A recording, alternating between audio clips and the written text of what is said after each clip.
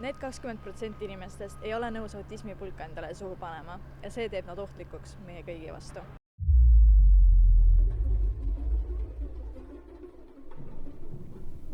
Kes seal on? Mis sa tahad minust? 20% inimestest ei ole nõus autismipulka suhu panema. Kas sina oled nende hulgas?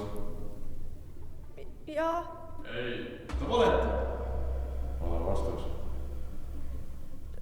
Ma olen ju teie poolt. Sa ütlesid inimestele, et me oleme ohtlikud. See oli ainult töö.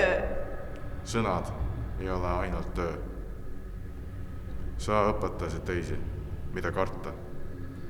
Nüüd õpid sina ise.